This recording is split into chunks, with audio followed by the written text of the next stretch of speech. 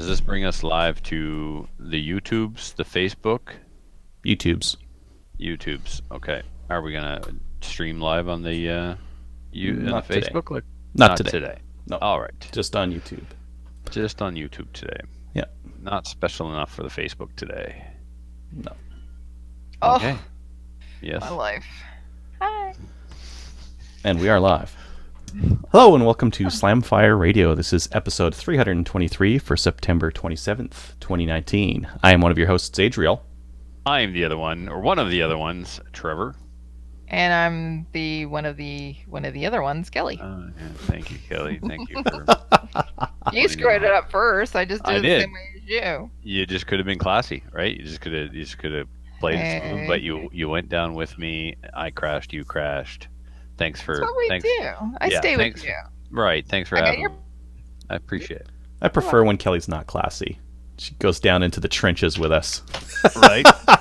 Me too. Yeah. She could have thrown me under the bus there, but she made it sound like it was rehearsed even. It's pretty good. I appreciate it, Kel.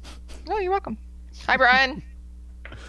Brian's with us too. Adriel farting Brian. around again. Yeah. Brian of Rance. course. Yeah. Brian Rance, Winnipeg. Shout Oh, out to like on the Winnipeg. thing? On the left. There he is. Hi, Brian. Hi, Brian. Adriel farting around again. Mhm. Can you smell it? Mhm. Yeah. If you smelt it, you Alright. dealt it. What we did in Guns this week No. is brought to you by No. the Calgary Shooting Center. No.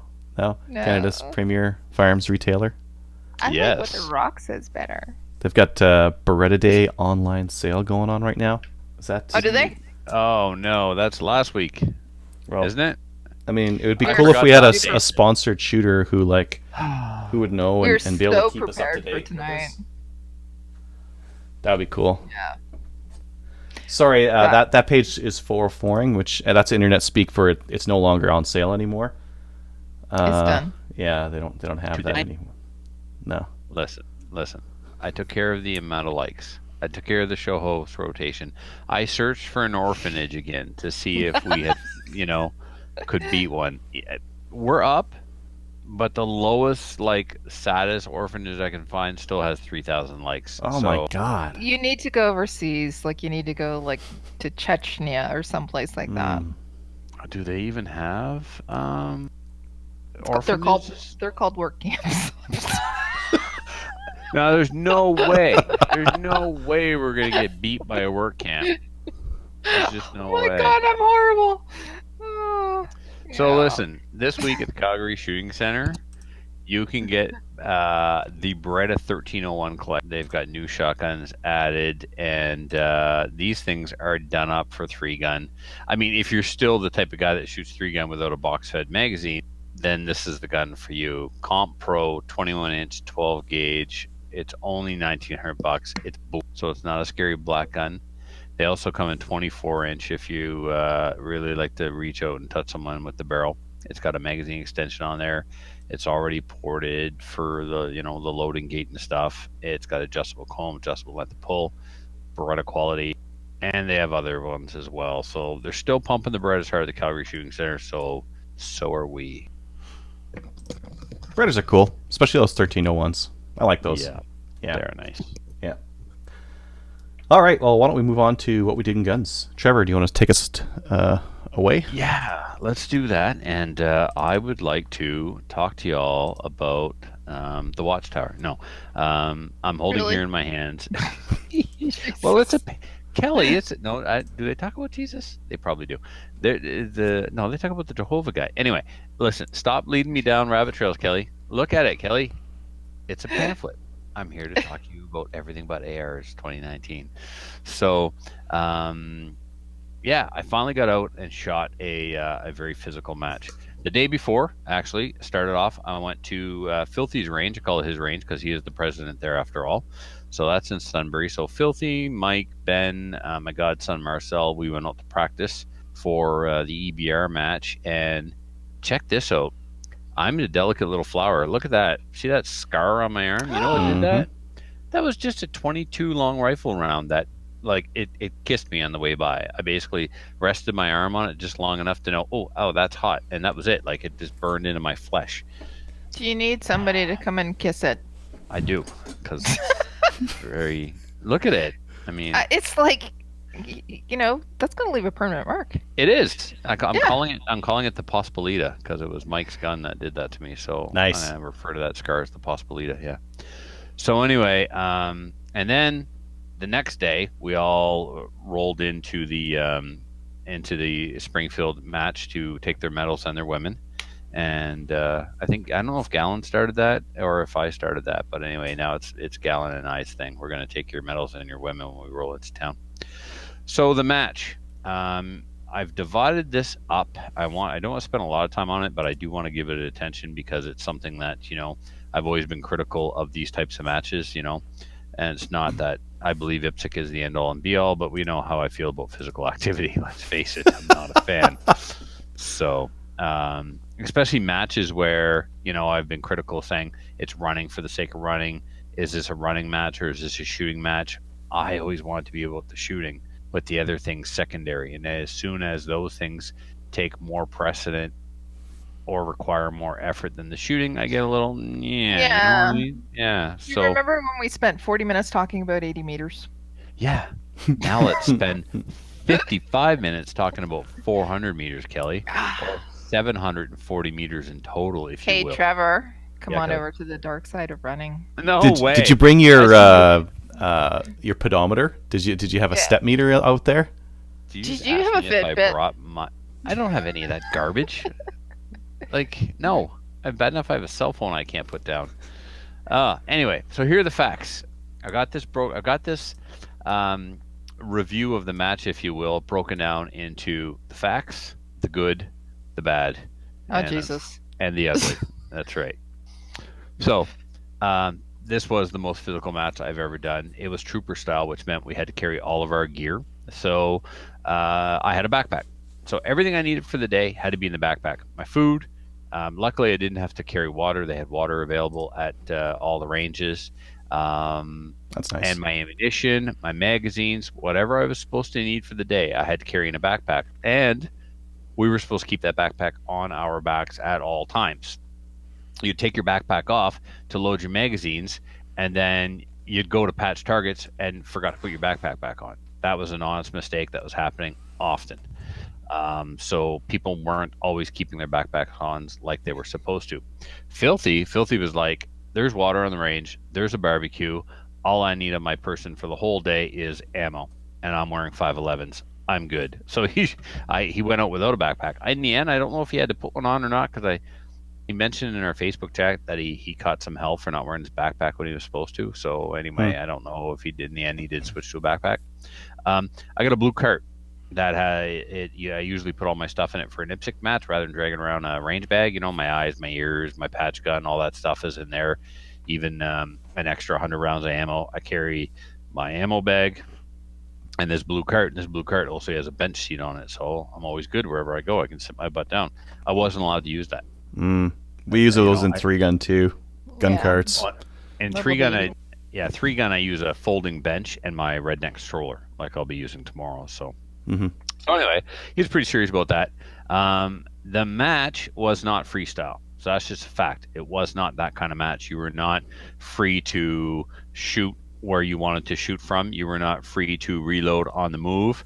You were not free to shoot as many rounds as you want. Most of the stages were Virginia count. So for the uninitiated, Virginia count means fixed number of rounds.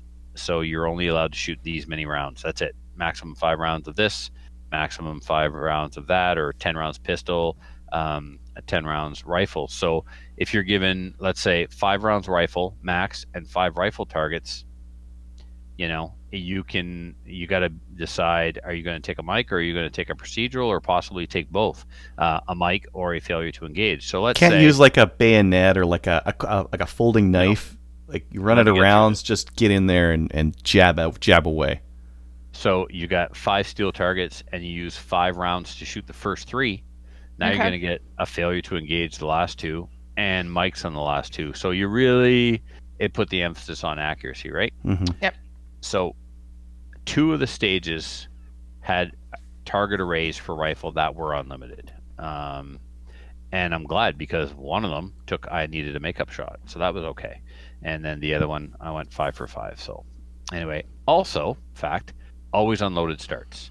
You started always with your pistol in your holster, as far as I recall, and it was unloaded. On the start signal, you drew the gun and you loaded it. Now, this is fine for me. I love that start because I'm good at it, and I do a lot of unloaded starts in IPSC matches. So my hands move simultaneously to the gun, the mag, load it, and go. Rifles were tabled and or on a rack, or whatever, always unloaded. And when you got into position, you were to load your gun, not loading on the way, right? So this took a lot of effort and mental ability to remember to. I was not a NIPSC match. I had to do things differently, and I had to constantly remind myself of that. And I did get nailed for it once. We'll talk about that in a little bit. So here's another fact. I could run with a loaded handgun from one demarcated shooting area to the other, but I couldn't unload it or reload it until I got to the next demarcated area. Hey, Trevor, was Black Badge required to shoot this?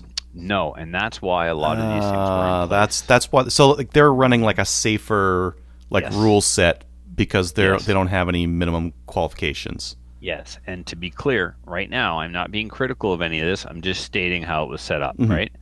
And that is why this match was open to people who had never shot a black badge or passed a black badge, right?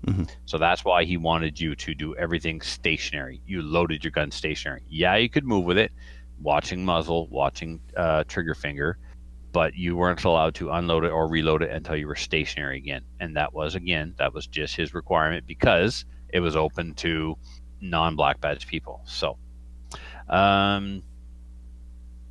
yeah. Okay. So penalties. Here's how the penalties went down, and this is kind of funny.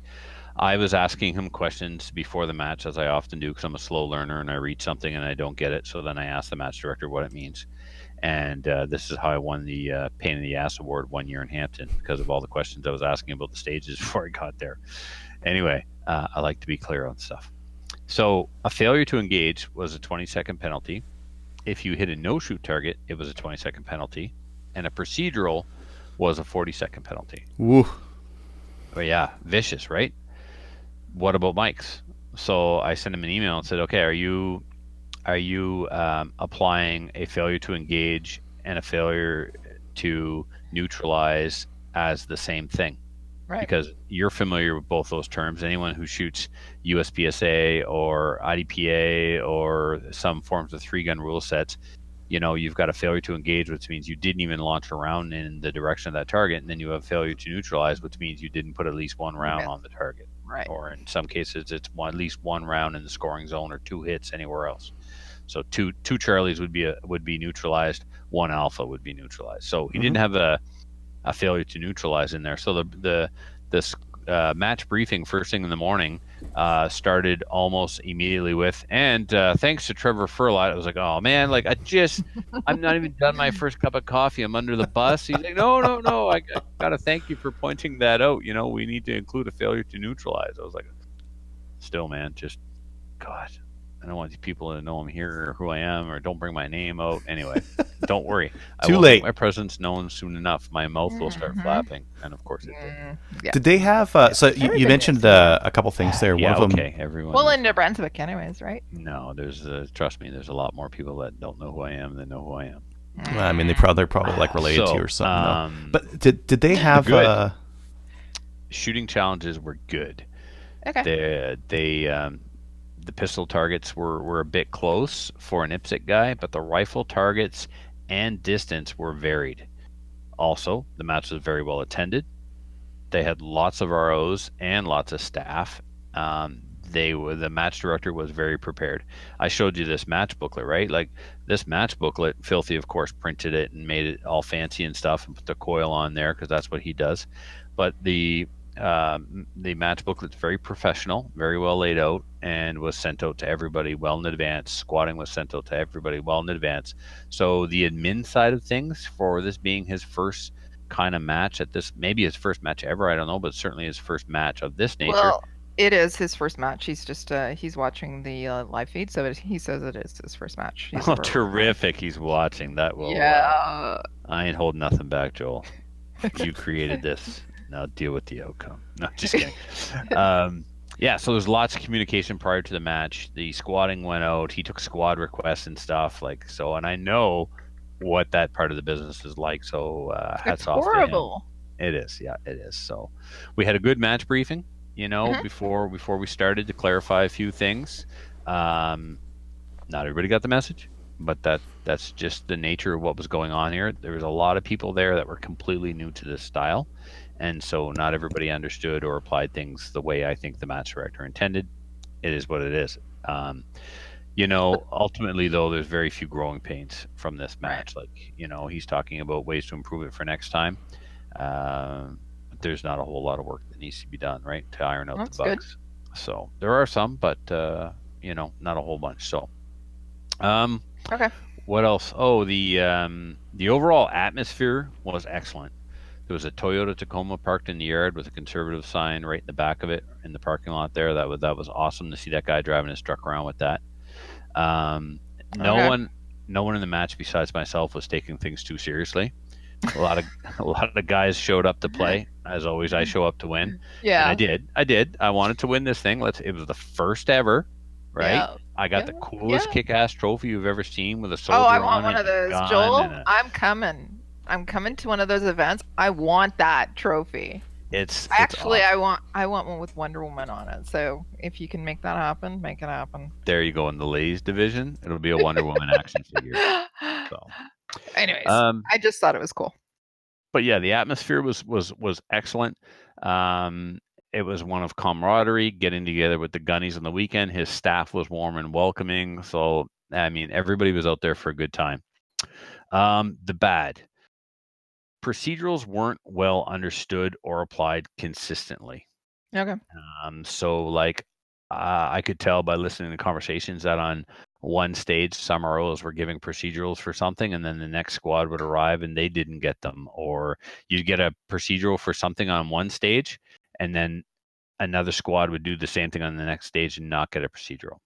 So because it's not, you know, written in stone. You can go back to the tablet, you can pull up the rule, you can apply the procedural to the score. There's no having to interpret or make it up as you go, stuff like that. You know what I mean? So there was a little bit of that. That's just, and a lot of that I attribute to he had good ROs, but the ROs, some of them anyway, didn't have a lot of practical shooting experience. There wasn't experience with them. Yeah, that's Right. all. I mean, Right.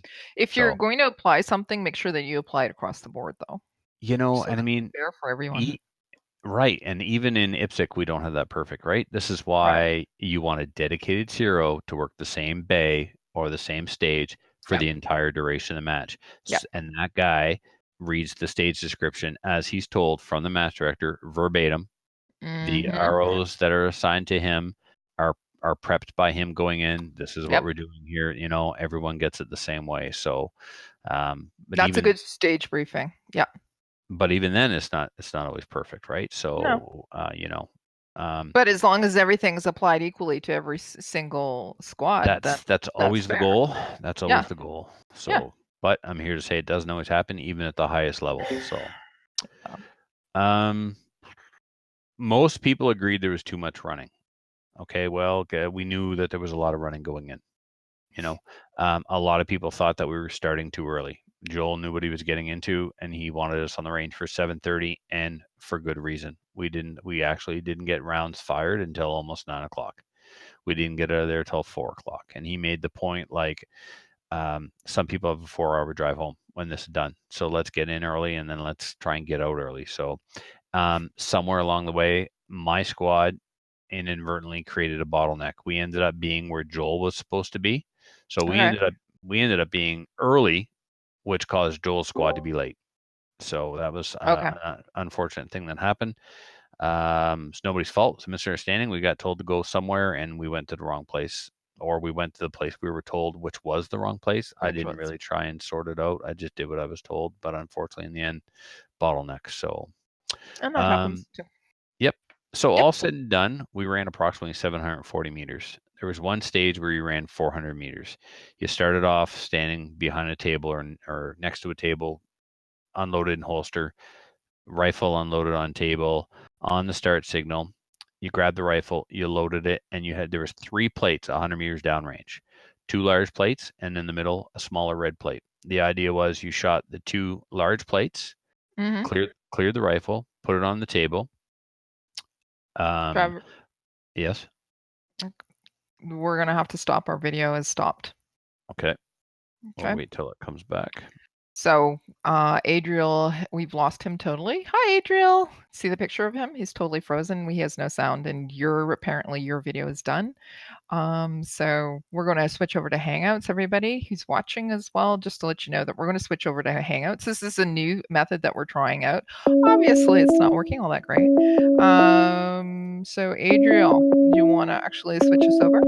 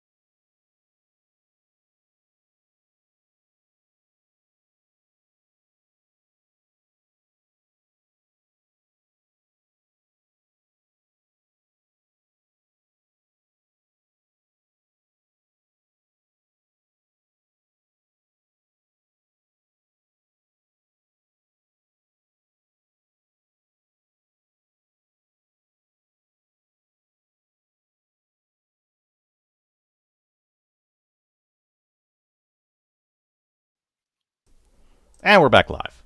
Hi, guys. Trevor, you'll need to turn your webcam on. Okay, one sec. Yeah.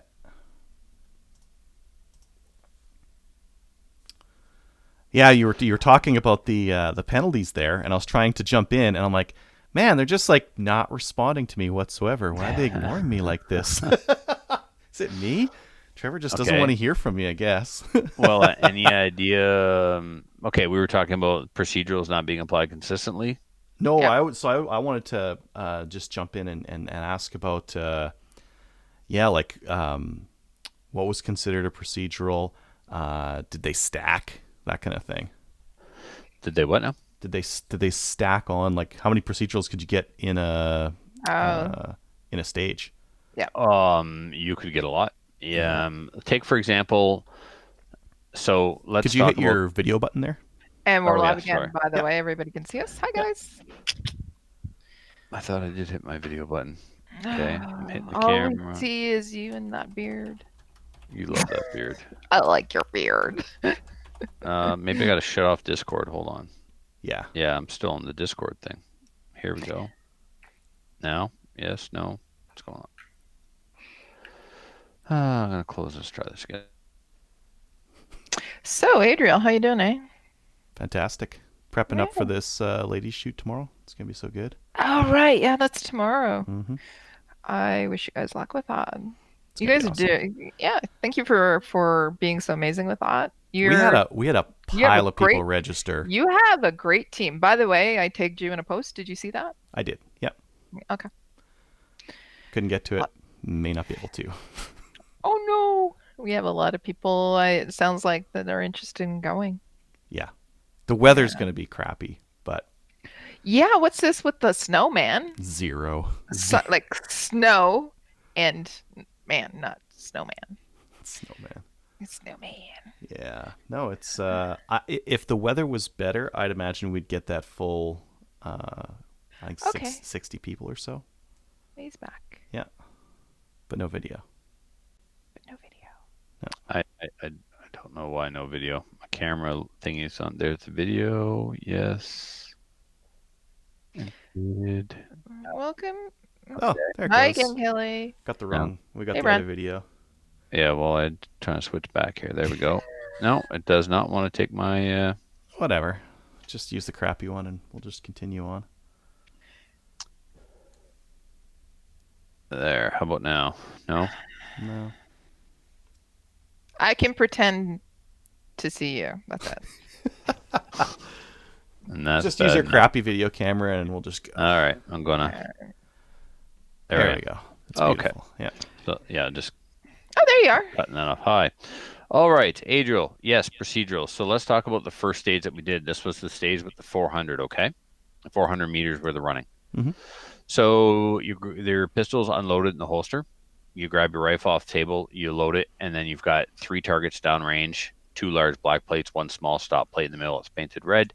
You shoot the 2 large plates, clear the rifle, table it, move to the first demarcated area, which is in front of a paper target, load, shoot. Now, if you don't stay inside the demarcated area while shooting the target, you'll get a procedural. Okay. You run to the next demarcated area. You shoot from inside it. So let's say I had a tow out every time, Adriel. I could pick up a procedural every time. So that'd be 40 seconds per procedural, right? Then the other way you could have got a procedural on that stage, which I did, was when I got to the end. So there's 5 targets spanning 100 meters distance. So you run up, you shoot a target, you run up, you shoot a target, you run up, you shoot a target. When I got to the last demarcated area, first stage of the day, still in IPSC brain mode, you had to unload the gun and holster it. So I unloaded it, dropping the mag to the ground instead of retaining it. You were supposed to retain it. So the mag went to the ground.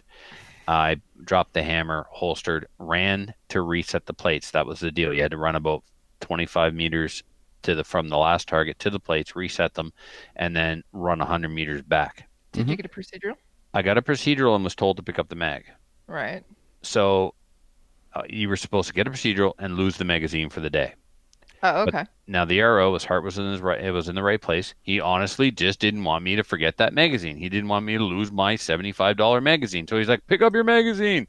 So I burned time on the clock to go back and pick it up and ate a 40-second procedural. So you see what I mean? Like that was a bit of an inconsistency. The mag was supposed to stay there. I wasn't supposed to be told to pick it up. Not a big deal. It is what it is. I understand why he did it. It happens.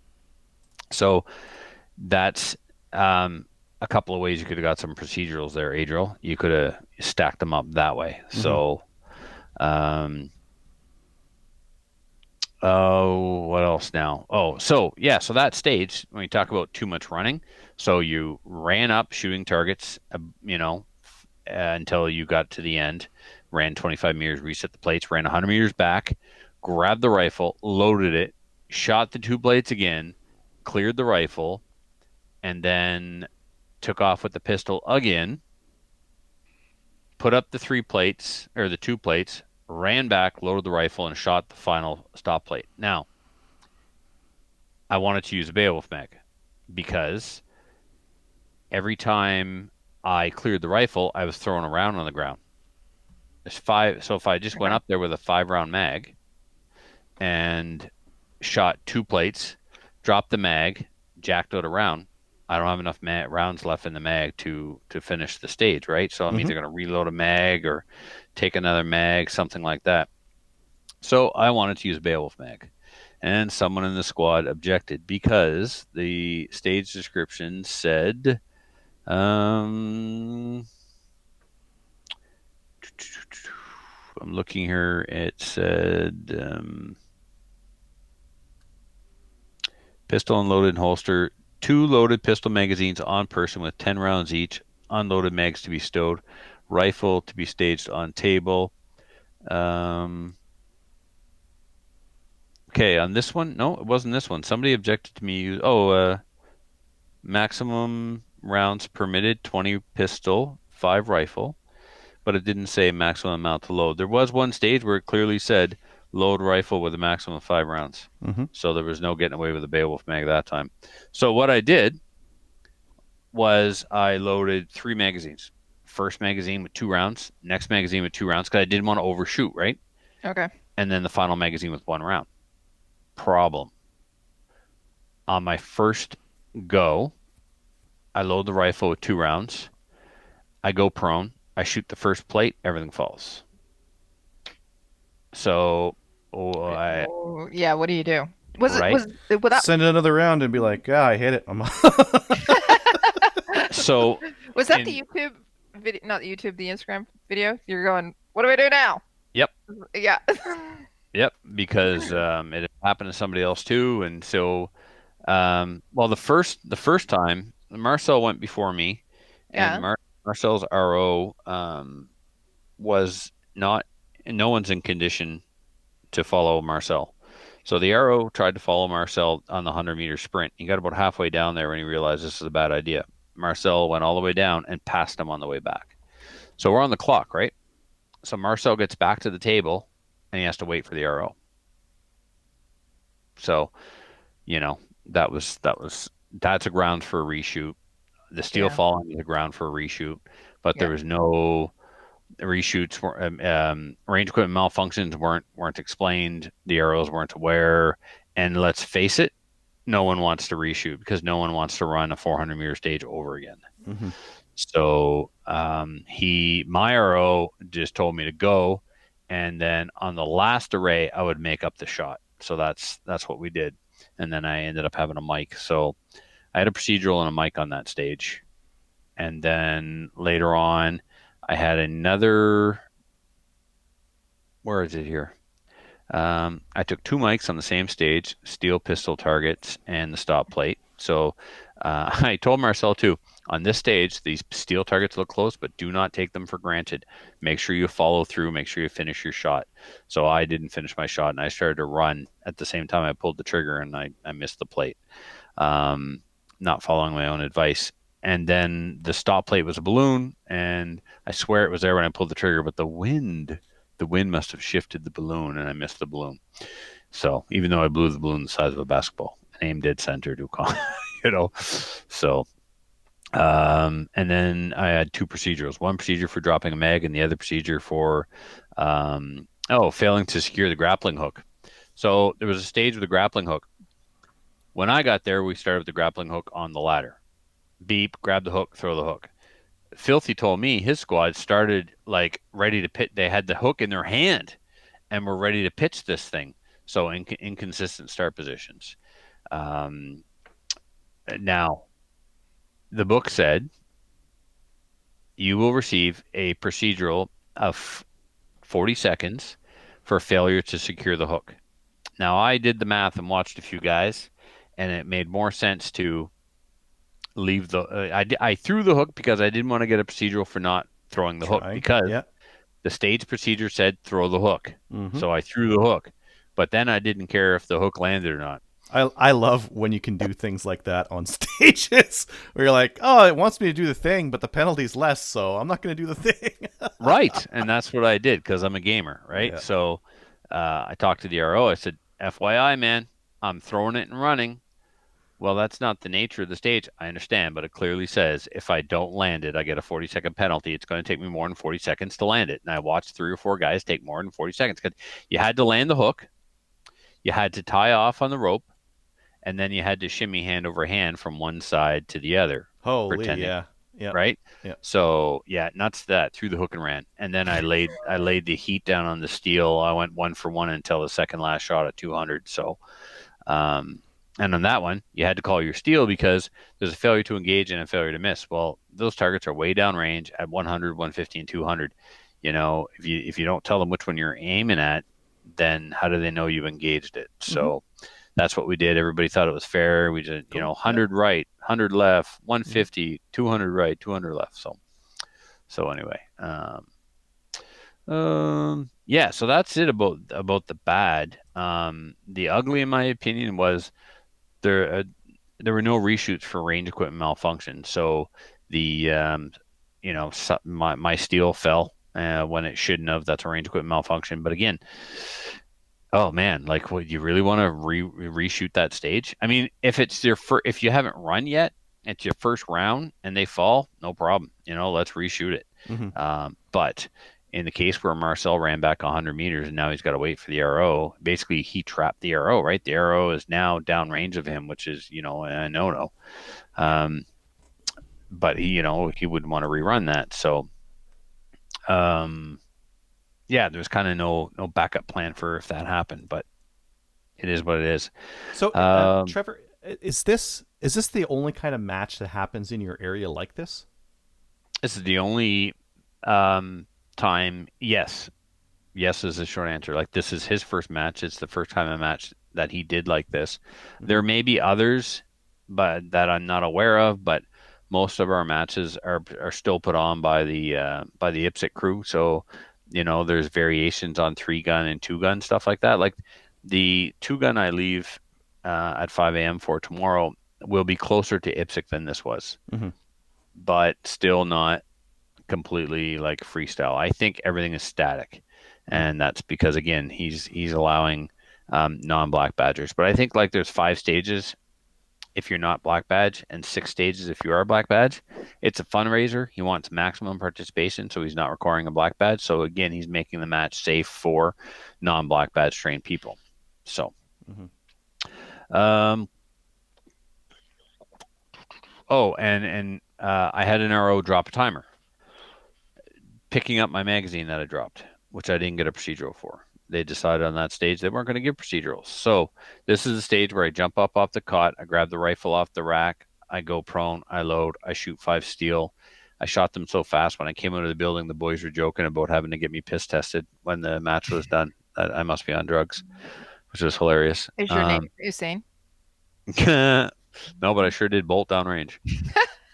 And Get it? so he bent over to pick up the mag, and in doing so, dropped the timer, and the timer shut off. So when I got back, I had a time of 110. That so I'm like, well, you got to give me 110 because the only shot that matters is the last shot. But I didn't realize the timer had stopped. It didn't pick up any more Hmm. shots after the 110. So, but I mean, it didn't take me 110 to shoot those 5 plates. It didn't take me a minute and 10 seconds. There was no way. So the timer was picking up shots. I don't understand how it could have or when exactly it happened. Like I was downrange shooting pistol targets, and the timer only registered 110. So Marcel videotaped me, and he started the video literally almost at the very second that the timer went beep. He didn't actually get me up off the cot. So he started the video actually after the timer because I was up off the cot and grabbed my rifle before the video started. So I was moving before he hit record. He looked at the video, showed it to the RO. When I was done shooting, the time on the video was 153. So the RO said, "Fine, I'm going to give him 153." What are you going to do? Close I enough. mean, exactly, close enough. This is not an IPSC stage that takes 2.5 seconds. We can accept close enough in this case. And again, I had to run 100 meters down, shoot some targets, grab a dummy, and carry him 100 meters back, and then shoot some more targets. Put the dummy on the cot first. Shoot, and I didn't want to do it again. Screw that. So Hmm. I was happy that we came to an understanding. But I was a little worked up because I was trying to catch my breath, and I was probably like coming on a little too strong at first. But it was just the heat of the moment. I mean, so Gustav. Nice deep breaths. yeah, exactly. So anyway, mm, what else? So Yeah, this well, I this mean, sounds this sounds like a tack match. Like there's kind okay, of two ways you can do 3 gun. 3 gun where it's clean, pure 3 gun, where uh, freestyle. you're freestyle, mostly freestyle, and you've got a choice between firearms on what you use for what purpose. That's ideal. And the stages are short, and there's more shooting and reloading and less movement or physical activity. Hmm. That's one style of match. The other style is like a tack match or a tactical match, Right. right? Though in those ones, like it's like trooper division, lots of running, lots of physical activity, lots of scenario stages where like throwing a grappling hook and like shimmying across the grappling hook, like that's a scenario stage, right? Um, would you shoot another match like this? This is a straight up tack match. Okay. It sounds like it's the first one they've got out there, Right. which is great because I think this is actually how a lot of 3 gunners start. They want to Right. start doing a tack match, and then they're like, "Yeah, this is fun. I want to do more of this." And then you can start doing Well, more pure 3 gun stages rather than the scenario based stuff, right? well, why don't we ask Trevor, first of all, did you enjoy it? Yes, absolutely. Will So you do it again? Yes, absolutely. The part, Kelly, where I said a lot of guys felt it was too much running. Hmm. Um, obviously I was concerned going in. I didn't Hmm. know if I'd have the endurance or the stamina. Two guys didn't finish, right? And then Joel popped his knee at the very end of the day. Joel said that next time it'll be a little less running. All that said and done, I would shoot this exact same match with the same amount of running tomorrow. Hmm. I figured that on Monday, when I got back to Filthies, I felt awful. I smoked a big Cuban right after we were done, I was and like, felt I awful. yeah, and the Cuban is what twisted me up. Actually, it wasn't a Cuban, but whatever. It was a big Churchill, and yeah, it made me nauseous. We're talking as cigars people, not actual people. Yeah, yeah. So Churchill is the size, the big Churchill Yeah, I cigar. So know. anyway, um, Yeah. yeah, that twisted me up. But now we got in the car to go home, and 10 minutes down the road, I was right as rain, Yeah. and I thought Monday morning every muscle in my body would hurt and I would be sore all over. No, man, I like makes no sense. I don't understand why I didn't need recovery time. Nothing. Now I know I lost some weight recently, but I've done nothing to improve my cardio. I've done nothing to improve my fitness ability. What? Well, you're Just carrying around lose weight. weight. Yeah. Yeah, I know, but still. I mean, there's skinny people that are out of shape because they get no exercise, and that's I'm not skinny, but I get no exercise. I mean, I do a lot of IPSC and I work at the range, but it's been pretty. August and September have been pretty relaxing. Um, I'll tell you one thing I did notice because of my weight loss, and that was my recovery time when the stage was done was cut in You half. you I weren't was breathing heavy, I like wasn't for the breathing. Yep, yeah. yeah, Kelly, that's it. I wasn't sucking wind forever. I was just bouncing back way faster than ever before. So Right. I wish I had more speed, and I wish I had That'll more come. stamina, but I'm not afraid of these matches anymore. I mean, I did win after all. Kind of Um, sounds like the in the states. There's a couple of different 3-gun and 2-gun matches. Hard as hell. In range that you see some 2-guns that they do with Ian and I can't yep, remember what his buddy is there. They always use like silly Carl, guns to do it. Yeah, Ian Carl. and Carl, yeah, and Yeah, dress in costume. They're like cosplay with live ammo. yeah, exactly. Cosplay with live ammo and like historical firearms, right? Like old Yep, Madsons and that kind of thing. So, yeah. kind of sounds like one Now of those matches. not too bad with the scenarios and the carrying stuff, but there was Hmm. a lot of movement. So Yep. let's talk about my times. My raw time, less penalties, was 513 seconds. How long? How okay? How many shooters were there, and how long were you on the range? They were Uh, there. You were there till 4 o'clock, weren't you? First yeah, first rounds down range was at 9 o'clock. You said. well, it's supposed to be 8:30, but it may have been closer to 9. Let's see here. Filthy posted the results. A I raw had them in. time of 500 seconds. That's hilarious. That's so much on timer time. Mhm. What do you mean?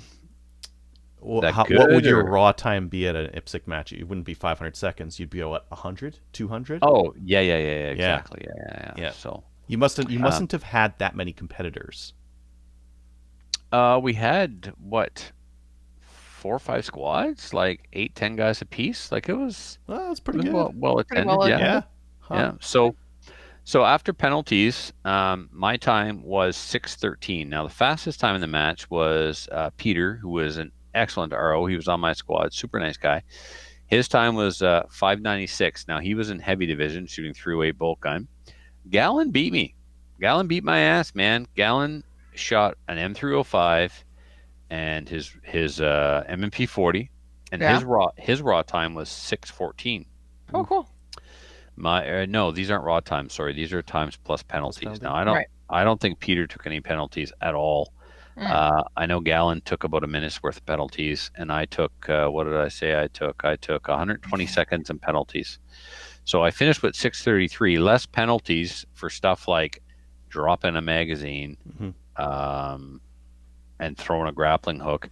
So, I mean, the throwing a grappling hook mathed out. So I took 40 that seconds. penalty. Yeah, I took Right. that penalty, but it was still better than playing with the grappling hook. So, anyway, 513. Yeah, you're right. It was a heck of a long day, Adriel.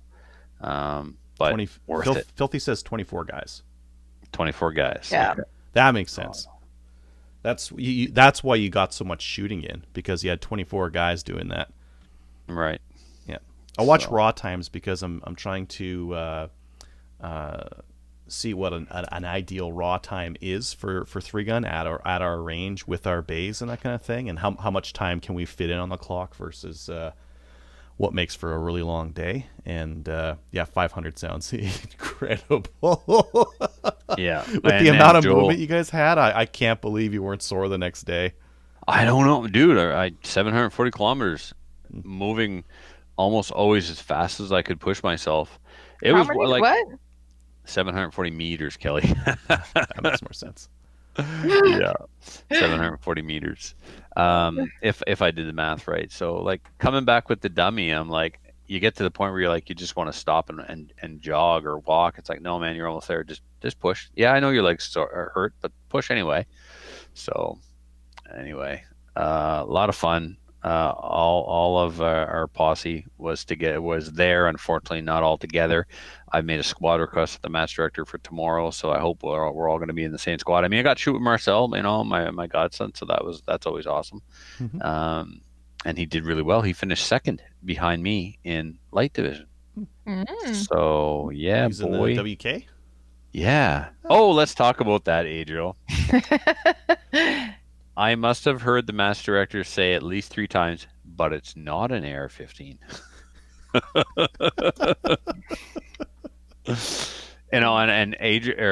Filthy got crap for having a Tavor. There was no less than 4 Tavors there Why would Yeah, he get he was crap for saying using that. a Tavor? because people just expected it was going to be an SKS match or a Yeah. bolt action match. Oh, I see. And you showed up with a space gun, and people are Yep. like, "Whoa, Right. But you know, Well, what is it's this like technology?" it's anything but an AR, everything. right? Not, Everything. yeah. Sorry, E. It's a, yeah. So it's a I don't long know list, why right, you'd Kelly? be pissed about a Tavor and not pissed about an SLR. No, Oh, they were. Oh no, they were. well, they were. Every time, Well, it every sucks to time, be them. yeah, every time I heard the match director say, "But it's not an AR," I'm pretty sure it was in reference to my slung SLR. So, Well, Don't hate the yeah. player, hate the game. right? Yeah. I didn't make the rule set. So, you know, And I mean, everything but an AR. right. And I thought it was everything but AR-15s. So, AR-10s. yeah, I had been planning to take Oh. my AR-10, remember? And then Mhm. Joel said, no AR-10 for you. Yeah. Yeah, exactly. He did So one of those wiggle wiggles. he did, yeah. Mhm. AR, Armorlight 15, Armorlight 10, stop it. You know? So, yep. So anyway, overall, very happy with the match, with everything that Joel did. Happy with myself. Super stoked that I won the light division. Yeah, and like I Yep. said, would do again. Sweet. Filthy's posting the overall match standings. Peter Latch, he won first in heavy. Jason Gallen was second in heavy, and Trevor Furlot was first In light. In in light, light. and And then Marcel was second in light. yeah. Cool. Yeah. Yep. So, other things I did this week, I went back to work at the shop. I've taken to photographing every gun that comes in with shoot-through rings to compile an album for the Wall of Shame. Wait. Oh, It's You it need, just, you need to start sending these photos, man. you I should take will. a picture of yourself Yeah. trying to get a cheek weld. on oh, the gun. that's what I'll do. That's what I'll do. Yep. And just from now on. just show how much clearance you got underneath your chin, or if it's like Yep. right off. Mhm. Yeah. And then the IPSC New Brunswick had a conference call on Wednesday night that I chaired. It was myself as train coordinator that issued it to discuss some stuff. And then last night, which is why we are here tonight, my co-hosts were kind enough to accommodate the request to reschedule, and the listeners are empathetic enough to not care. We rescheduled because I had a conference call with the CCFR last night to get an update from Rod on all things Weird and Wonderful. We talked about the TV show. We talked about some other business that nobody cares about, and we talked about the strategy for the election and what we're going to do. And they announced it today on all of our social media platforms. Yep. What's it called, Kelly? The what tour? Integrity Hash, tour? yeah, hashtag the integrity. Hash. It's hashtag integrity tour. Yeah. You Yeah. got to go to CCFR's social Sorry. media and check this out. They've rented a Winnebago and wrapped it in vinyl wrap with a sign on it. It's got Trudeau's face looking stunned and all of his cronies. And on the back, it says, honk if you support law abiding gun owners. And they're going to go It around is from riding registered off. with Elections Canada, right? Correct. Okay. Yep. That had to be done first. No, yes, everything is on the up and up in culture. Sweet. So yeah, they will be going from riding office to riding office, from Toronto, Ottawa to Regina. It's going to be awesome. Yeah. So check that Yeah. out. So it's called. It is called hashtag integrity tour. It's and so it's going to be wrapped. The Winnebago is wrapped in a bus or whatever, and it says liberal failures on the side of it on both sides, and then on the back it says honk if you support legal gun owners. I think that's awesome. Honk honk. Nice. Yeah. So, Honk honk. and then I spent the better part of the evening. I'm glad we went at an hour, our regular time, because I needed the time to get everything packed. And so basically tomorrow morning, I open my eyes, I get dressed, brush my teeth, get in the truck, and leave. Meet Gallon and go to Hampton for a 2-gun match, which is, by the way, a fundraiser for Wounded Warrior.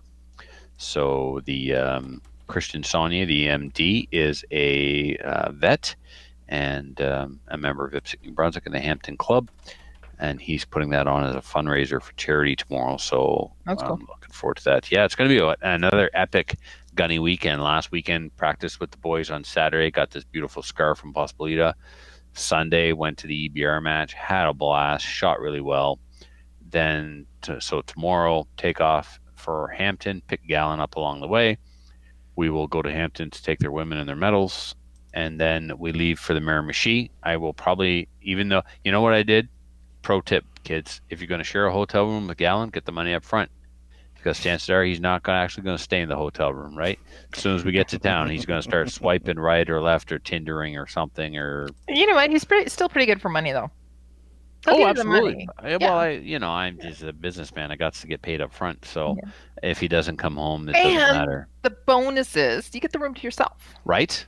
I know. I'll just be hanging out, chatting with friends online, all by my lonesome. Gallon will be out doing whatever that Gallon does. So You don't want to know. I don't want to know. So, and never look in his bag. If he says go in my bag, get my keys, stay out of that bag. Don't go in Yeah. that bag. You don't want to leave your DNA on that bag, because that DNA, that bag may end up in court someday, right? That's Yep. a piece of evidence. So you don't want Yeah. to be anywhere near that. No, don't touch that. No, touch that. So, yeah, the reason why Gallon and I are going to go to the Miramichi for a night is because the next day is another ORPS match. So I got so many guns going in my truck tomorrow. I got my 3-gun AR, my SLR, my WK, my FX9. Oh, because in this match I can shoot a pistol or PCC, so all rifles all the time. I shot enough pistol. So for the pistol targets, I'll shoot my PCC, and for the rifle targets, I'll shoot my SLR. I think Ben's going to borrow my WK, and Marcel's going to get my Pimto 3-gun rifle. So Sweet. and of course, I got my 1022 because RPS on Sunday, and then come home. Yeah. So Yeah. yep. All right, that's it. Enough. I said 55 minutes, and it was 58. So time to move on. Sum up. Kelly, In summary. what did you do this week? Well, I'm going to have a whole 2 seconds because I didn't go to the range. I spent the whole entire weekend in Ottawa. I did the Army run. So Trevor is complaining about running 740 meters. Kelly, I'm old. Jogging 740 meters. Right. So I ended up running. But you have marathon experience. Still, I ended up running 26.1 kilometers. Actually, I ended up running 35 kilometers because what I did was I ran with a friend of mine, and I would run ahead and then run back and get her, and then we'd run together. And so I ended up running actually 35 kilometers. But I just wanted to give a shout out to a couple of people. I wanted to give a shout out to one of our listeners, Kyle. Kyle, how are you doing? He was actually saying that he was going to be listening to see if I talk about the Army Run tonight. And also to Greg Weiss. Greg Weiss ran the half marathon portion of the Army Run, and he did it in 2 hours and 26 minutes, and that's actually awesome. But I didn't do really much with guns. Well, it was the Army Run. There was a howitzer, so I guess there was guns, but that's it. I only ran, so not much else. Cool. Yeah, what about Let's you? see. I wrote an article about the Liberals' proposed gun ban, kind of breaking it down for people who might be curious and might not know what's going on, and kind of postulated a little bit on what it might mean.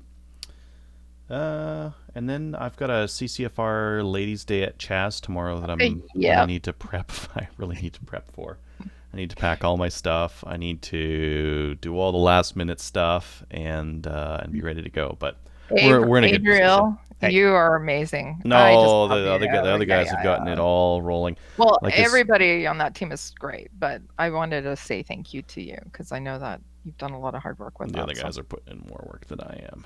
But, Okay. I'm glad they are.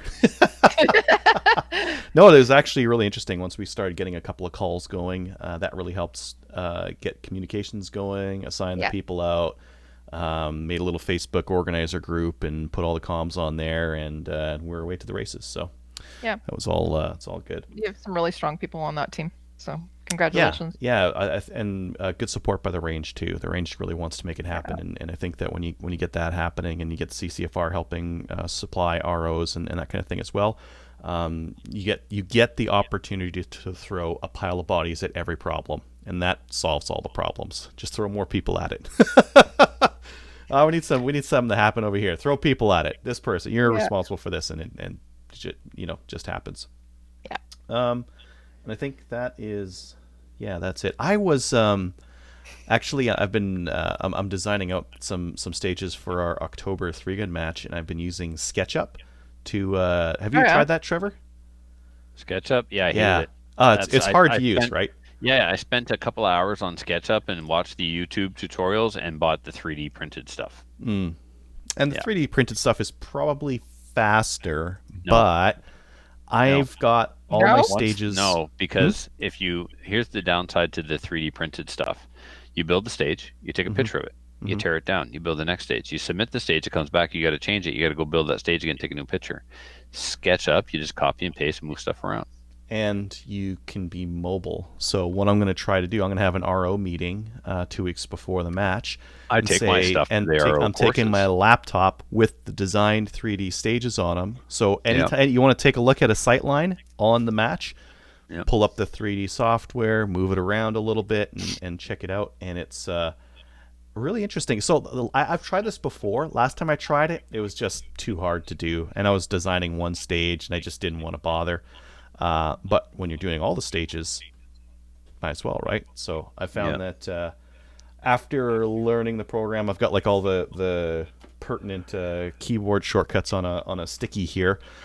After learning all those, so good, so good. I'm really liking it, and I really like that I've got the 3D files. I can show them to the ROs, and if they spot anything that's wrong, I fix it right then and there. Take a screen cap, post on Practice Score, all done. So, yeah, that's been really cool. I think I still need to get a couple. I need to get some props designed, but I was chatting with the guy who's gonna match direct the next match. He's like, "Oh yeah, you SketchUp all the time. I use it for work. I use it for designing out decks and construction stuff." And it's like, "Oh well, I'll go take a picture of some targets and." We'll get some 3D models built of those. And Oh, that's cool. He's going to build all of our bays in the program. So the program will Really? have all of our bays, and we'll just be able to design it out, which is, so good. So easy. So good. Yeah. Yeah, and you're Yeah. good at that stuff too. Like AutoCAD and like design is a thing, and I'm not a designer, but I can figure out a computer program and Right. make it do some stuff. You're better at it than I am, and you're really much better at it than Trevor. Well, I mean, like you mentioned there, the 3D printed things, it's faster to build a Yeah. stage, but then yeah, the going back to it, because there's been a couple of times I designed a stage, I sent it to a buddy of mine. I'm like, hey, what do you think of this? And he's like, I would tighten this up over here. I'd move that. I'm like, yeah, you're right. Okay, I'll do that. And it's easier to just pull it back up and do the thing and retake Yeah. a screenshot. Yeah, But it's really cool to have 3D printed stuff. yeah. I could print these up afterwards. After you get a final stage design, print it in 3D print like a little mock-up, and then bring that to the to the day. That's awesome. Nah, I'm just dreaming here. Yeah. Let me know when you're done. Don't move on. Okay, I'm done. Okay, cool. Just going through the comments while you guys were talking. I hope you didn't say anything important. I wasn't listening. And Joel is like, Trevor, you should show them your trophy. And he's absolutely right. I can't believe I forgot to bring it with me. Oh, Yeah, check It's this awesome. thing out. So you got like Sergeant Slaughter there, who is on a trophy base, and it's engraved EBAR 2019 Light Division first place. And yeah, dude's holding on to a 223 round. Then like the classic one was a 30-06, and the heavy one was a 308, and the guns were kind of different. So here's a modern gun, and so very cool trophy. Maybe we can post the picture with the show description. just sent, take a picture on your phone and just send it to me. I already have it. Yeah, I'll send it to you. Yeah. Joel, that has got to be the coolest trophy ever. So next one I want, if I'm going, I want Wonder Woman. That's it. I can hear myself coming through, so somebody's speakers are too loud or Kelly. something. There's some Yeah, Kelly. just turn your headset down a bit there, Kelly. Yep. Cool. All right, let's move on. Upcoming events: Destination Disney. This is closed, right? When are they doing the draw? They did it. They were Didn't supposed they? to do it Tuesday, but I went on to the websites today and I asked Corey for an update, so I They didn't. were live. I saw them live on. They on didn't tell Instagram. me. They didn't tell me that I won though, so they couldn't have done it yet. Yeah, Right? Me too. Yeah. I didn't win anything. Oh, come on. No, I just think they haven't announced it yet because they would have told us that we won all the stuff.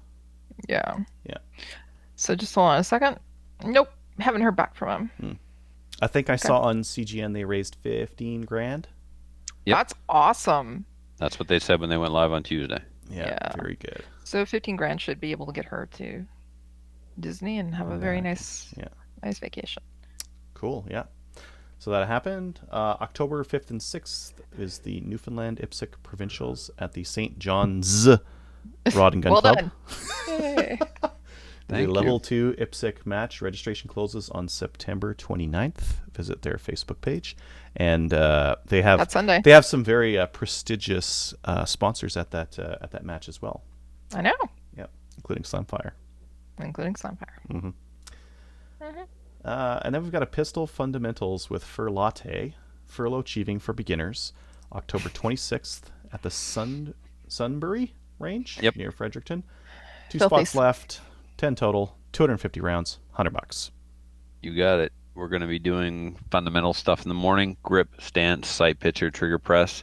In the afternoon, we're going to work on stage breakdown, movement, and getting in and out of positions.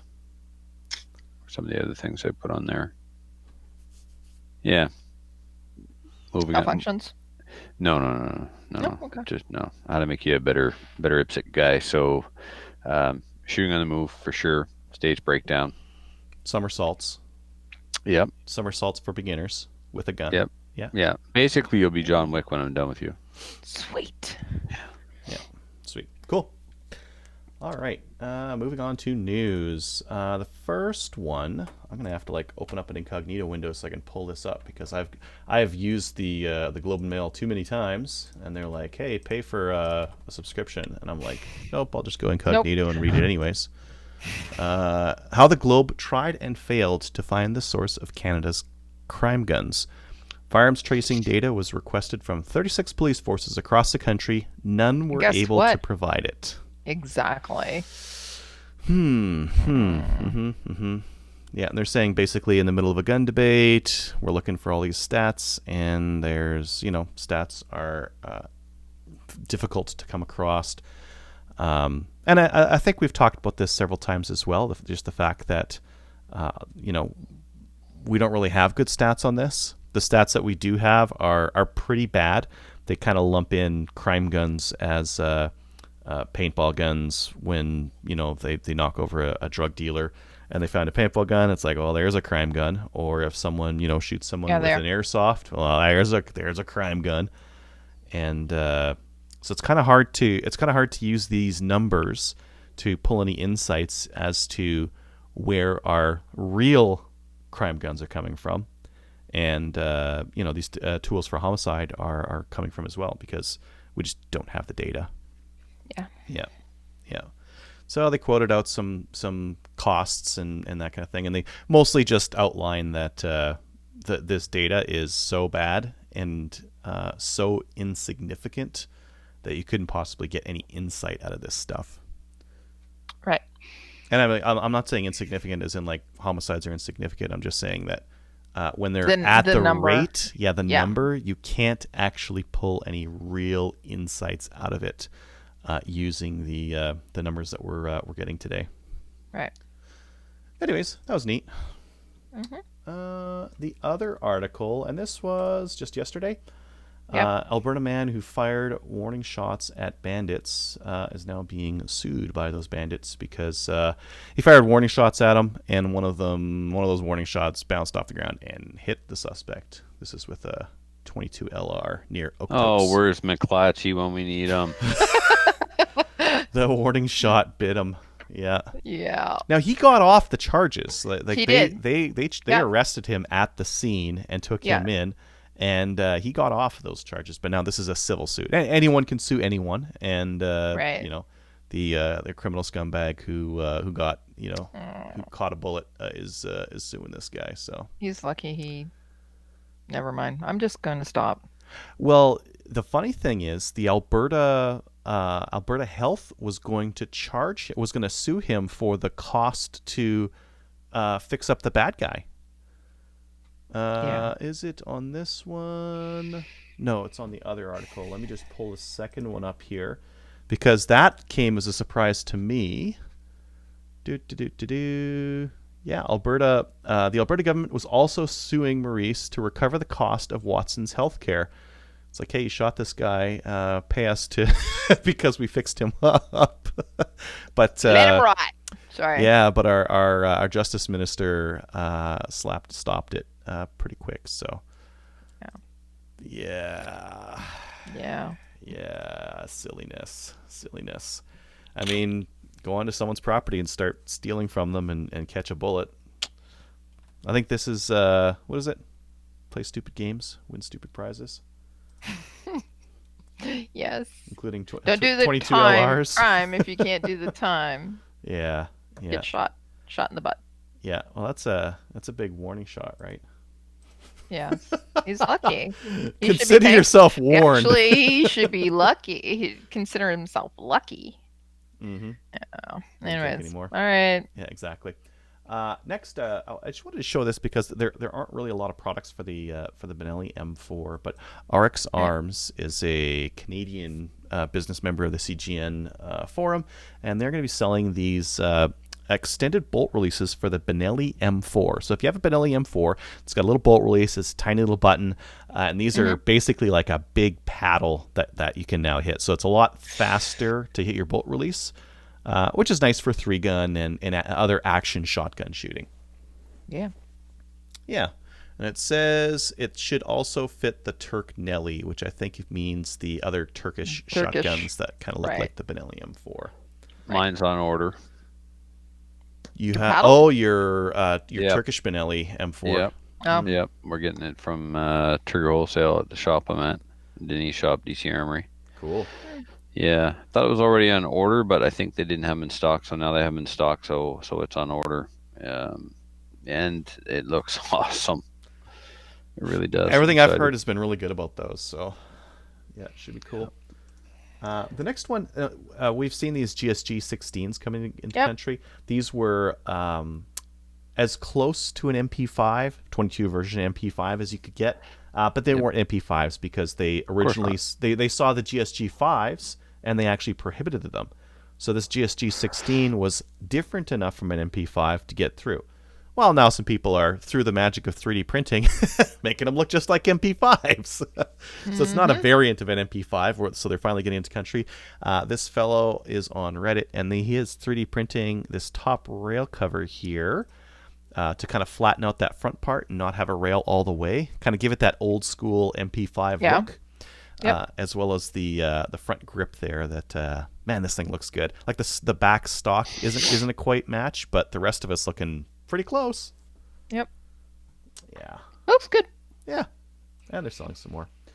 I'm gonna show everyone else this because I think this is just an incredible deal. But Tenda has cases of slugs of the Score low recoil slugs for $159 for 250 of them. So if you are a 3-gunner and you're like, man, I'm tired of paying $1 a slug at Cabela's every time I got to go to a match, just buy 250. This is actually what I run. I run this stuff. I do. Yeah, it's cheap. It's so It is cheap. good price. That's way less than $1 a round, and that's important to me. So they got some of that. They've also got some Barnaul 308 for $319 per 500, which is pretty good. Yeah. Yeah, and so, and then I don't think I'll pull that last one up there. Okay. Why don't we go into the main topic? Now, for our main topic, we're going to talk about small game hunting. Trevor, you're still muted there. If you're trying to talk, I can't see. Your head is very small in the video. But is he trying to talk? No, I wasn't trying to talk. Oh. I was actually trying to pay my match fee for tomorrow morning by EMT. Yes, hunting. I'm gonna my boy passed his Did he? hunter's ed. Yeah, so now Congratulations. now we gotta go shoot some grouse. So I'm gonna actually take his 795 to the range tomorrow and set it in with some hunting ammo, I guess, or just whatever. Probably just whatever I got on hand. I'll sight it in for. Probably a good idea. Yeah. Yeah, and then make sure it's like deadly on for 25, and we'll shoot some grouse in the head with it. Okay. Of course we will. That's how you hunt grouse, right? In the head. But with a shotgun. I was just gonna say, isn't it with your shotgun, your Typhoon, and with the red dot on it? That's right. You and I hunt small game very differently. Yes. We sure do. Yeah. Now, is it because New Brunswick is so treed and dense that you don't see them until you're right on top of them and they flush? Is that the idea? Because I can usually see a grouse from 50 meters away or more, and then I just have to like wait until there's a tree in the way, and I go in between so that they can't see me, and I got the tree, and I just walk right up, I poke around the tree, and I shoot them in the head. No, we don't see them from. Well, I mean, sometimes. Basically, we're walking on trails, and they're on the side of the trail or just off of the trail. So we're either walking on a trail, driving in a vehicle, and they're on the side of the road. And we get out and we shoot them, or you're on a quad, you get off the quad and you shoot them. You're always on a trail or a road, and they're either on the road or just on the side of the road. So you usually don't see them until sometimes you can see them way down the distance because they're on the road. But most of the time, by the time you see them, you're inside 20 yards.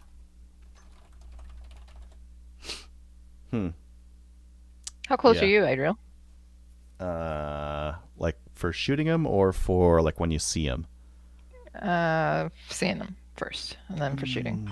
It depends. Sometimes they're doing real dumb stuff. They're like in a tree. Like a couple of times I've seen them in the trees, just to like the trees go over top the trail, kind of like this, and they'll be like nested on the tree right ahead, and they're like silhouetted against the sky, so they're super easy to see from like 100 meters away. Right. But usually when I see them, they're closer. They're like 25 to 50, somewhere in there. But right. like our undergrowth is not nearly as dense as it is in New Brunswick, I think. Typically, like on average, right? Right. And they are usually near trails. I usually see them moving right around dusk. I'm not sure what I'm going to do with my boy up. We're probably going to go out and just hunt the trails right in the morning and then right at dusk as well. I don't think we're going to go out during the day because they're like grouse are out somewhere in the day. It's not like they have a hole to go hide in or anything like that. But I just find it easier to see them closer to night. When they're out eating. Yeah, there's no question. Right at dusk is the best time. Mm-hmm. They think that they're like hiding. So, but I have shot them with a shotgun. I just every time I do, I end up like catching pellets like in the top of the breast meat there, and I'm a real cheapskate, and I just like pure nice clean breast on a grouse because then uh, lots of meat, no pellets to cut out and lead in the meat or anything like that, and Whatever, man. You aim at the head, a couple of pellets rip through the breast. It's not the end of the world. I like all the Every breast meat. every time I try and shoot them with a 22, I'm either using the wrong ammo or they're too far and they fly away and I lose them. Just got to sight in with the right. Just got to sight Yeah. in. If Should if be your able. rifle's like you need it deadly accurate because their head is like it's not a big target and it moves, but they're super stupid animals, and you can creep up on them. Or typically, I'll grab a tree, like I'll grab the tree trunk or whatever, and rest my gun on top of that. So it's not offhand shooting usually because there's trees. There's always trees. Always trees. Yeah, yeah. What about rabbit? Do you hunt rabbit with your shotgun or your 22?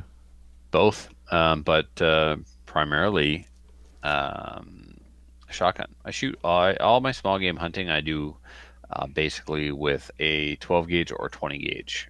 What kind of shot do you use? Like 7.5 or Six. four or I six? use anything from 4 to 6. Hmm. 6 is my preferred shot size. The last couple of years, I've been shooting 20 gauge. This last year, I did all my hunting with this 20 gauge. It's a Turkish Weatherby, very nice 20 gauge. Mhm. Got a great trigger. I enjoy it a lot. Um, what else? Well, and then I finished the season with the Typhoon, and now I want to just only hunt with the Typhoon. But I don't know. I might take something different every time. I've got my very first shotgun I ever fired over here, my Bacale. But the gun I want to hunt with the most this year, no kidding, is this Sweet 16. Bookery. This Kui Model 84 in 16 gauge. I've never pulled the trigger on a 16 gauge before, so I'm looking forward to shooting with this. It's got an amazing trigger on it. Full 16 choke? gauge is a nice size, full choke, yeah. So, Just blast them. yep, blast them in the face. Yeah, rabbit, same thing. Oh, you know what? The best thing I've ever used on our bunny was 17 HMR. Hmm. The head just incinerates. You shoot him in the ribs, and it looks like I imagine what the damage would be if you shot a deer with a 50 BMG. A regular entrance hole on one side, and then all the rib cage blown on the other side. It's amazing. So, I Works. mean, the only meat on the rabbit's on the back and the legs, back legs anyway. So, Hmm. you know, anything in the neck, face area on a bunny is good to go. So, Yeah. Yeah. Again with rabbits, I'm in a 22 open sights because with a rabbit, I'm typically closer because they'll be in thicker underbrush. hmm So if I see a rabbit, it's 25 and in. So if I'm explicitly going rabbit hunting, I'll probably just take a iron sight 22, maybe a semi. really, Yep. And really, that's why he's so good at shooting his 22. yeah, absolutely. You guys shooting rabbits and grouse offhand with iron sights just amaze me. It's cheapness. Yeah. Yeah. Yeah. Huh. Yeah. Um. Yeah. Usually I'd just walk. I walk everywhere to do it. I mean, like when I was younger, it would be more like quadding around and that kind of thing, and just go shoot them. But just the style of hunting I do these days is all walking, and grouse are like I shoot them on the way out to my spot. Actually, I could have got one. I think I mentioned that I could have got one a couple weeks ago, just with my bow, and that's typically what I'll do. I've got one or two arrows for grouse, and the rest for deer. And if I see a grouse on the way out, take my judo tip out and get myself a grouse. And if not, just it's just a convenience thing, really. Yeah. Um, Now, when you're hunting grouse, Adriel, are you walking a trail? Do you go with a quad? Do you drive the road? What's your preferred method? And I mean, grouse here, small game hunting is small game hunting because the grouse and the snowshoe hare share the exact same habitat and ecosystem. Hmm. So where you see one, you see the other. So I'm small game hunting. I'll take either or. What do you do? Do you drive? Do you walk? Spot and stock? Quad? What do you do? I would walk. I mean, if I was if I was taking someone out, and they're like, I don't know, they didn't have any time to hunt, and they really wanted to get a grouse, like the most efficient thing to do would be quad around Yeah. some trails until you see something, and there you go, right? But if I want to enjoy it, like if I'm gonna take my boy, I'm walking. I'm gonna walk, and I'm gonna look, and we're both gonna be looking. And it's mostly gonna be armed hiking, but Yeah. we will see it. Like if we go out twice, we'll see a grouse. So that's good enough, I think. That it's not like deer hunting where it's like you could go out like 5 6 times and not see a deer. Right. Yeah. So in my case, it really depends on the area. If I am hunting my family's homestead farm, I will drive through the field back to the back part of the property, and there are trails there, and you can't drive the truck through them, so you get out and you walk the trails, and it's not a whole lot of property, so Hmm. you're walking less than an hour, and you're done that region. You're back in the truck and going somewhere else. If I'm hunting my old stomping ground when I lived in that region, there's a road I can drive, Hmm. and then there's a spot I can park, and there's trails I can walk. When Muffin and I go, we leave the region. We head to an area known as Riley Brook. We actually go on a piece of property you have to pay to get on. It's a private forestry area where there's logging operations going on. There's deer in there, and there's lots of small game. And we tag out almost every time. We'll get 5 birds each, no problem. But we're putting miles on the truck. Hmm. We grab coffee, we grab food, we just sit in the truck, and maybe we walk less than 5% of the time. We're almost always just driving the main road, driving a side road. Muffin's truck is a tool. He doesn't care if it gets scratched up. He takes that half ton down trails that quads would go down, and yeah, we cover a lot of ground, but we get a lot of birds. Yeah. See, I walk. Let's rabbits. What do you do for those? Do you have a particular spot that you go to, or? The most success we ever had was on his father's property, just across from his house. Typically, though, um, a rabbit is an opportunistic thing. You're hunting birds and you see a bunny. Hmm.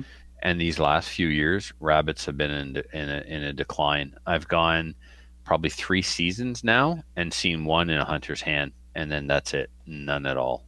There are other years where, when I was living in Beldoon, I would walk up the road and then drive out at dusk and still legal hunting light, but like it's time to get out of the woods because by the time you get out, it's going to be dark. Hmm. And I'd get a couple of bunnies that way every time. Yeah, I've got a spot on my parents' farm where I know there's like a ton of rabbit, and I can go there and guarantee a rabbit in an hour of hunting. Wow. Yeah. The last time it was December, no snow yet, but they turn color based on the amount of sunlight, Right. not whether or not there's snow on the ground. The days Hmm. get shorter, it triggers the hormone, they change their fur from brown to white. When this occurs, anything white on the forest floor is either a piece of white birch bark or a bunny. And it doesn't take long to figure out which is which. So it's almost like shooting fish in a barrel. We were out of the truck 32 seconds when we shot our first rabbit that day. And it was like, I need to put these rabbits down. We were tagged out, 3 of us, and shooting them with 17 HMRs. Just so much fun. Yeah. Yeah, that's that. If you can catch them at the time where they're white and the surrounding area is not, well, sucks to be them. It sucks to be them. You're Yep. going to be getting a whole bunch. Nature screwed you today, my friend. Sorry, Peter. Hmm. So, Yeah, but yeah, I mean, I really enjoy the like ease of armed hiking that it is, and if you get something fantastic, if you don't, whatever. And I like for small game hunting specifically, I like that it's very approachable. So if I'm taking someone hunting for their first time, that's what I'll do. Small game hunting. hmm And when I clean the grouse, I'll typically ask them if they're okay to see something a little bit gory. And if they're not, I'll say, turn around. I'm going to do something weird here. And, doing the step on the wings thing with them, right? Oh, Some people so don't like it. Some people don't want to see that because it's an odd thing to do. But then you Go do it to- up, and then you show them afterwards, and they're like, "Oh, cool." I guess Go to they're- McClatchy's YouTube channel, and there is an instructional video there by me on how to clean a grouse and a rabbit that goes back, holy God, almost 8 years. Whew. Like it was when Matthew and I first met, we're first hanging out. Mhm. So I showed how to clean the grouse by stepping on the wings, and then the rabbit is pretty good too. Did you do the Matt, squeeze on the rabbit? did I do the wanna what ch- now? The squeeze. No, I didn't do the squeeze. No. There's a method where you grab them around the rib cage and squeeze it so the guts are all in the bottom there. Put it Yeah. against your thigh and then push down on it, and everything comes out the rear end. What? It's It's called sure the there's a- squeeze. it's the I'm sure there's a squeeze. video of this somewhere. Yeah, there's videos on it, and it looks like it's almost too simple. This would be like if you were in a survival situation and you want to eat everything. That's what you do, because you do that squeeze, and then you've still got everything on the inside. It's all good now. It's all basically cleaned out. Whatever, man. I ain't eating no rabbit lungs or heart. I ain't doing it. Okay. So, Anyways, you'd starve to death on rabbit anyway. It's It's so lean. Yeah, there's no fat in there. You'd have to eat the heart, and lungs, and liver, and all that kind of stuff. To get the Yeah. fat out of it. Yeah. no choice. Yeah. Yeah, So- eyeballs and. Okay. Shall I continue? No. No. Okay. Are we Uh, good on small game hunting? I think so. But first, I gotta. I was going to go ahead, What? Kelly. No, good. You were I talking. was going to ask you if you've ever done any small game hunting. No, I haven't.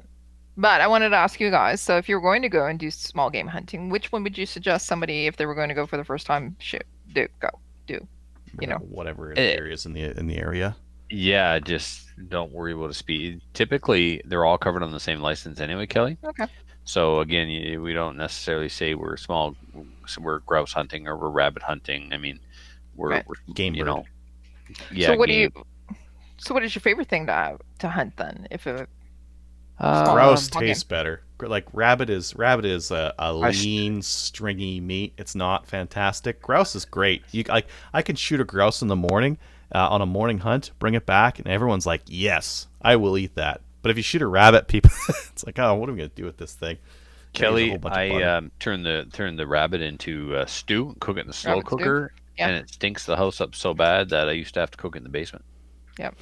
Yeah, it does So, have it has a strong smell, smell. doesn't Yeah. it? So, Yeah.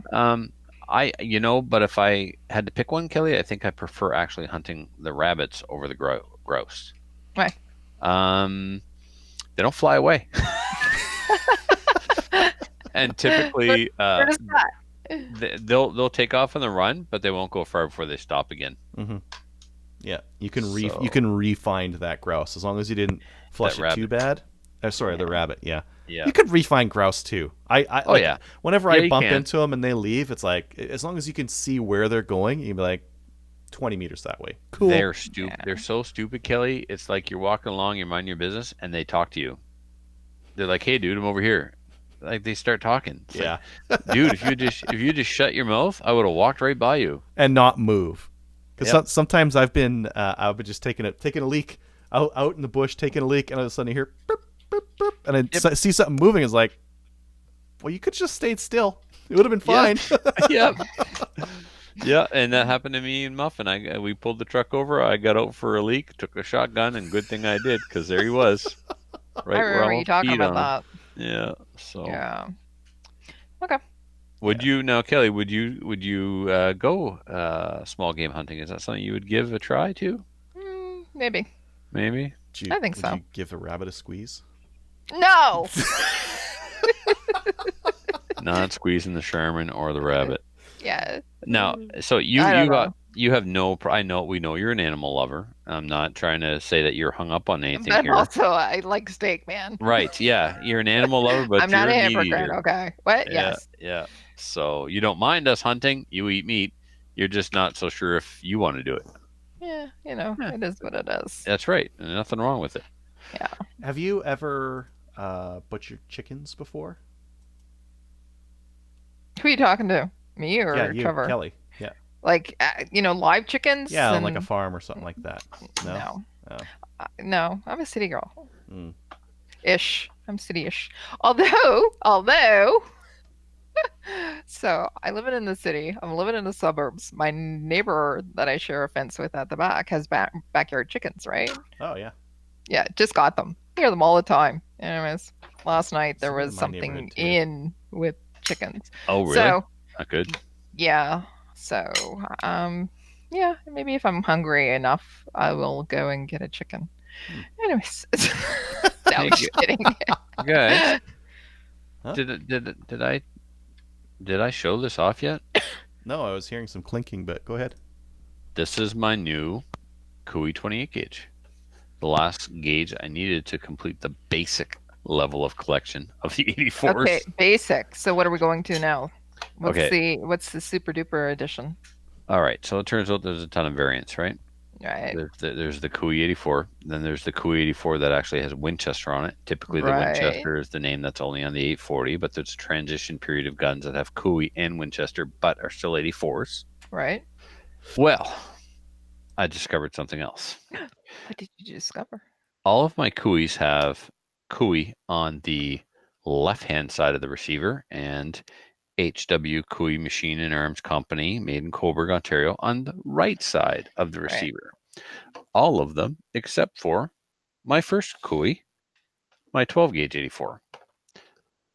For reasons unbeknownst to me, Kui is on the left side, and HW Kui Machine Arms Company Limited, Coburg, Ontario, is on the left side. The engravings on the receiver are opposite to all my other Kuis. Did this happen 1 year? Did this happen just Oh on the 12 God. gauge? Right? Like the Oh variant, they don't no. stop. Oh. So, You know what I you don't think have? this is worth collecting. You know what you have, what, Trevor? Kelly? What do I have? You have cooey fever, don't you? Fever, Cooey I fever. like it. It's Yeah. much like cat scratch fever, but Yeah. cooey fever. So, Cooey fever. Yeah. I need to clean this barrel to determine if this is pitting or if this is just a dirty barrel. Because if it's pitting, I'm a little disappointed with how much I paid for it. Now, I can't give the guy negative feedback because everything else was, the communication was good, the packaging was good, the time shipped was good, and the item is as described in all other contexts. Shows use, shows wear. It's an old gun, and it has been around. So there are dings on the outside of the barrel that I was aware of and stuff. Now, all that being said, if the description had said that there was pitting in the barrel for the price I paid, it would have passed on it and waited for another one. He has at least two other ones that are in insane condition. Mm-hmm. He's got one that he claims is unfired and mint, and I'd really like to own it, especially considering that the 28 gauge is the rarest. So to have a 28 gauge that's unfired, I would like that very much. So anyway, now I have all the basic gauges. I have a 12, a 20, a 16, a 28, and a 410. I mean, they're guns, so like that's cool and all, but this is kind of like listening to someone talk about collecting I don't know, like Warhammer, those little figurines or something like that. And No, mentioning it's how they nothing like got that. No, it's nothing like that. Don't be a douche. It's nothing like that. oh, but it's These are fun. these are affordable Canadian firearms. They're part of our culture and our heritage. They don't make them anymore. They deserve to be recognized and respected for what they are. I know that they're not considered a high-end firearm. They never were. And that's fine. But they are Canadian made and don't take up a lot of space or a lot of money. How's the weight difference between the 28 gauge and a 410 on the shotgun itself? Is it like pretty comparable? Because I love 410 single shots are super cool, and just in terms of how light and pointable they are, it feels like you've got all the weight in the back and there's like nothing up front. So just to move them Mhm. around, it's super quick. How's the difference? Very noticeable between the 410 and the 28. It's very noticeable. Mm-hmm. Yep. Yep. There's no question that you can tell the difference. I mean, the barrel is 2 inches longer, and it's definitely thicker and heavier at the chamber. The weight is obviously, as you said, all in the back. Mm-hmm. So Which even would you though the rather chain, carry in the bush, the 28 or the 410 for the weight? well, I mean, you want to carry the lightest thing possible always, I guess. A So 410's barrel looks quite a bit smaller. Yeah. yeah, I'm looking forward to shooting this and carrying this 410 as well. It's in excellent condition. I bought it from Joey the Shark, and You're still calling him Joey the Shark. it doesn't. It fits. Did you give him his money back or did you give him his gun? I got all my knees and my thumbs, don't I? Right. So I So mean, you give him, so you give him clearly the money. man got paid. Yeah. Yeah, you give him the money back. All right. Yeah. Yeah. Mm. Yeah. Joey, he was the first one on my list of people to pay this morning. So Cool. yep. Yeah. All right. Thanks for that. My Cool. Kui collection is kind of done. Awesome. Kind of. Well, when I initially set out to do this, Kelly, I've met that number. I got all the 84s in all the gauges. But I'm a completist and not well. You're something. And they're variant. Listen. I used to collect Spider-Man comic books, and I had the issue that came out, and then I had all the special variant covers for that issue as well, if there were variants, right? Mm-hmm. So it's Okay, so where's your comic books now? with my nephew / my nephew. Hmm. Yeah, he better still have them. He's at St. FX now. I gave them to him a long time ago. I don't know Okay. if he. A lot of them still sealed in the package too, by the way. So, Cool. Okay, why were we talking about comic books? because I'm a completist. Time to move on. Gotta move on. YouTube listener feedback. Do we got any? Oof. Well, there's just been a ton of comments from Joel. Commenting on my comments about his match. Like you said, you're And- never allowed at one ever again. I think that did you see that one? I did see that one. It's Yeah. fair. Yeah. I mean, Yeah. fair.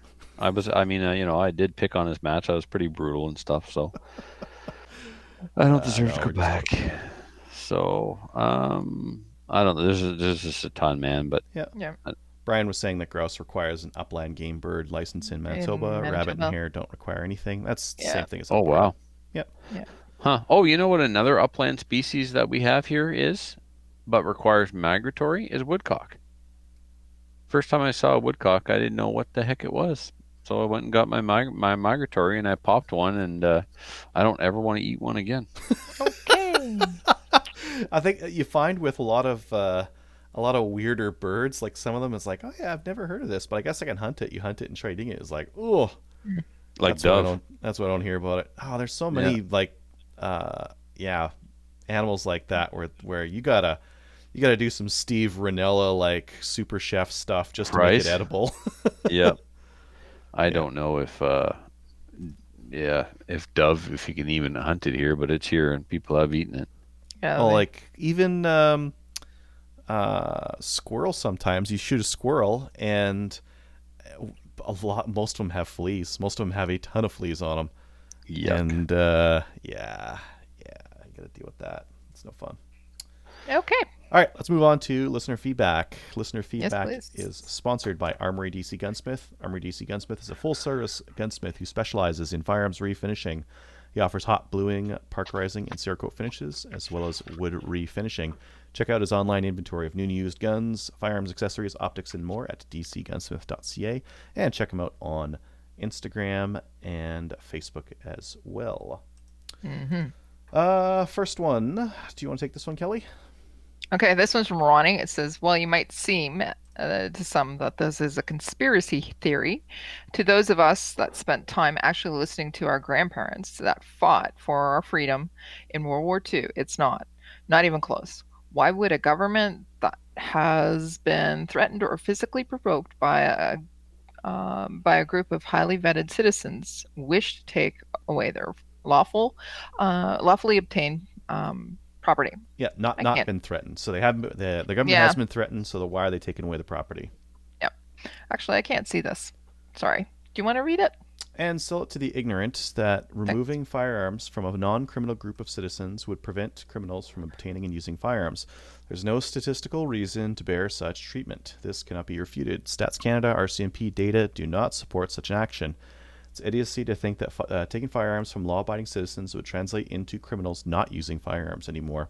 I'm ashamed to say the least. My grandfather and his buddies did not spend their youth, and in many cases their lives, to overturn such tyranny, to simply let it happen again. When the liberals introduced the long gun registry, my grandfather warned me. and that is from Ronnie. Yeah. Oh, Ronnie's right. And, a nicer version of what I said before was, okay, my neighbor has too many kids, so I'm going to get a vasectomy. Mhm. Doesn't work like that. My vasectomy will not stop his wife from getting pregnant. Well, it it will if depends I'm on who sleeping you're with her, sleeping right? with her. Yeah. Your Never logic mind. is falling down. Moving on. Cut to commercial. We don't have commercials. Go to the next email, quick. Trevor, do you want to Yeah. take this next one from Rod? All right. Rod says this article mentions 600 million to buy back 250,000 units. More accurate term would be compensate expropriation. And then there's a link to a CBC article. Bill Blair, who served as the government's point man on gun control, said there are about 250,000 of the weapons now legally owned. Well, I like how he mentions legally owned, with an average value of about $1,500 each. The buyback program is expected to cost between $400 and $600 million, he said. Yeah. We're Again. expecting it to be more than that if that's going to be happening. And also, does, Really depends on non-gun owners know that this is going to cost them that much and where the money's coming from? And there's the that's just ARs. If they go after all detachable box fed magazine, It's going to be in the billions. no AR. There's 73,000 ARs. 73,000 ARs in country, not 250,000. 250,000 is some other made up number that they don't really understand how many of them there are. They could be talking about semi-automatic box. No, you couldn't even do semi-automatic box fed because there's way more than that. Yep. Yeah, it's Anyways. really hard to tell how many are going to be affected because the Liberal government has not been forthcoming in what definition they're going to go with. Whether it's going to be semi-automatic box fed centerfire, semi-automatic box fed, or Well, they're waiting all until they get semi-automatic. elected, right? basically. Right, Kelly. And then they're waiting until they get elected to tell the citizens of Canada how much it's going to cost them. Yeah. Well, they probably Surprise! won't tell To them buy the it's- guns from the people who didn't do anything wrong. Exactly. It's more normal just to like a typical Liberal thing is just to spend the money and then figure it out later. That's Right. what like the gun registry. It was like it's going to be revenue neutral. $2 billion later. Yeah. Actually, it wasn't very revenue neutral. Whoops, And sorry. we got rid of it because guess what? It doesn't work. It's not Yeah. working. Yeah, exactly. So Yeah, I think right now the right thing to do is vote early, vote often, and encourage your friends and family to do the same. vote early, Yep. vote often. How many dead people are you voting for? Work for Tammany. Yeah, vote for Tammany. All right. If you'd like to email the show, send an email to slamfireradio@gmail.com. Yep. We don't have any podcast app reviews this week. Shoutouts, Trevor. Yeah, to Joel, of course, and his whole team for the awesome job they did with the Everything But AR match. To my squad, I met some cool guys in my squad that I had never shot with before, never met before. Peter was an outstanding RO.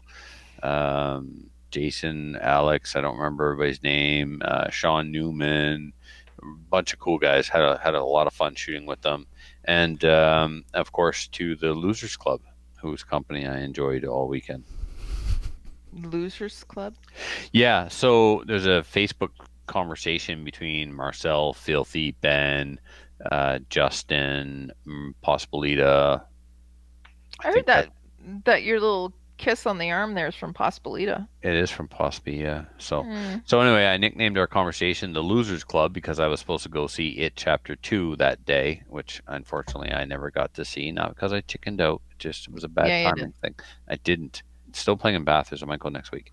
Anyway, so I nicknamed our conversation the Losers Club.